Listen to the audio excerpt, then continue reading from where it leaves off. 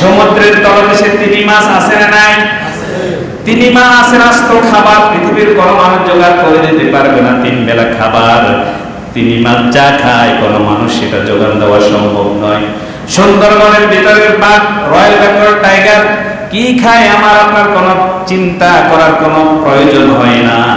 আমার রব বলছে, আমি রব্বুল আলামিন মহাসমুদ্রের তলদেশে বিশাল বড় দেহের তিমি মাছের 3 বেলা খাবার, তিমি মাছ খাওয়ার আগে আমি রব্বুল আলামিন তার মুখের সামনে পৌঁছে দিই। সুবহানাল্লাহ।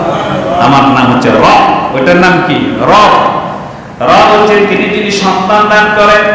হযরত ইব্রাহিম আলাইহিস সালাম 80 বছর বয়সে আল্লাহর কাছে প্রার্থনা করলেন, রব্বি হাবিলি মিনাস সালিহিন ফাবাশশারনাহু বিগুলামিন হালিম।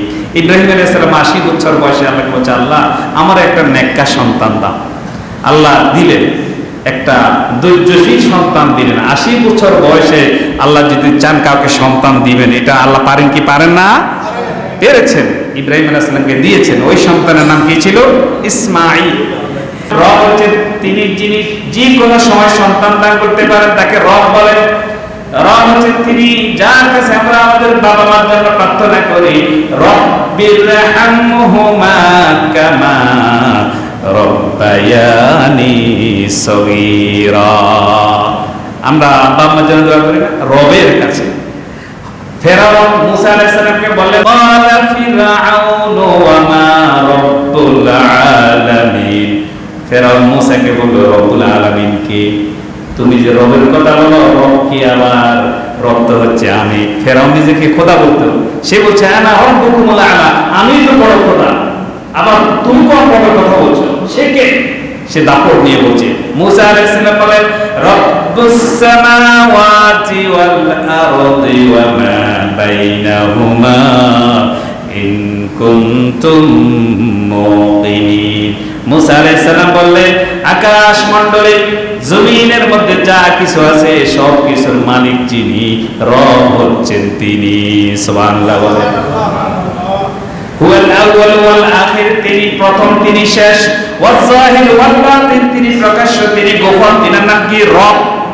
যার যখন যেখানে যা কিছু যতটুকু দরকার তার তখন সেখানে চাওয়ার আগে ততটুকু যিনি পৌঁছে দেন, তার নাম হচ্ছে কি? রব। তার নাম কি? রব। মায়ের পেটের মধ্যে আমাদের কান ছিল, কান। মায়ের পেটের মধ্যে আমাদের নাক ছিল। মায়ের পেটের মধ্যে চোখ দিয়েছিলেন কে? মায়ের পেটের মধ্যে যখন ছিলাম, মা কোনোদিন চান নাই। আল্লাহ বললে, আমি এমন রব, মায়ের পেটে থাকা অবস্থায় ফ্রি সার্ভিস দিয়ে তুই চাস নাই, তোর মাও চাই নাই, বাপও চাই নাই। তারা চাওয়ার আগে কান, চোখ আর মন, কলিজে দিয়ে আমি তোকে পৃথিবীতে নিয়ে এসেছি। মায়ের পেটের মধ্যে আমাদের দাঁত দেয় নাকি? কেউ কি জন্মের সময় দাঁত নিয়ে জন্মগ্রহণ করে? আল্লাহ বলছেন, দাঁত তখন তোমার প্রয়োজন নাই, আমি দিই নাই। মায়ের পেটে তো দাঁতের কোনো প্রয়োজন নাই, আমি দিই নাই। আমি রব। আমি যার যখন যেখানে যতটুকু প্রয়োজন তার তখন সেখানে সেটা দেওয়াই হচ্ছে আমার কাজ। তোর মায়ের পেটে তোর দাঁতের দরকার নাই। মায়ের পেট থেকে বের হলি 1 বছরও তোর দাঁত দিই নাই, আস্তে আস্তে বড় হতে লাগলি। তোর সবগুলো দাঁত, আকল দাঁত সবগুলো যখন দরকার দিয়েছেন কে? আল্লাহ। কারণ মায়ের পেটে দাঁতের খাবারের মতো কিছু নাই।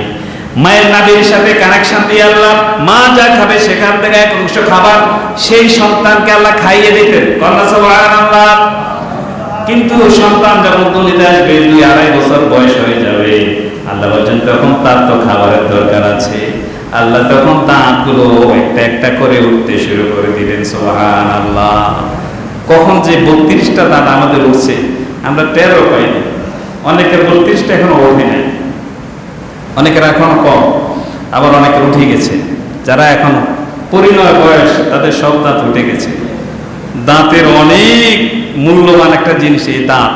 যার দাঁত নাই সে জানে দাঁতের দাম কত।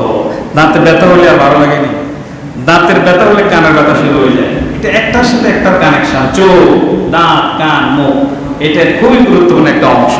আল্লাহ বলছেন, ফিআই সূরাতি মা শাআ রাক্কাবানি, আমি তো নিজ হাত দিয়ে তোদের এই কনস্ট্রাকশনটা, এই সূরত আমি বানিয়েছি। সুবহানাল্লাহ।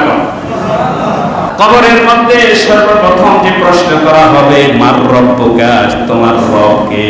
আমরা বলবো কি, আল্লাহ আমার রব, এই রবই আমার সব, দমে দমে তনু মনে তারি অনুভব। আল্লাহ আমার রব, ওই রবই আমার সব। যার পক্ষে রব আছে তার জন্য আর কিছু না থাকলে কোনো সমস্যা নাই। রব যদি আমাকে জাহান্নাম দিয়ে দেয়, সেই জাহান্নামে যদি আমার রব থাকে, ওই জাহান্নামটাই আমার জন্য ঠিক আছে। কিন্তু রব যদি বলে তোকে জান্নাত দিলাম, আমি নাই, সেই জান্নাতের আমার দরকার নাই। এই জন্য আল্লাহ আমার রব, রবই আমার সব। কবরের প্রথম প্রশ্ন হবে, রব, তোমার রব কে? রবটা বলবো, রব্বি আল্লাহ, আমার রব হচ্ছে যিনি আকাশ আর জমিনের মালিক আল্লাহ।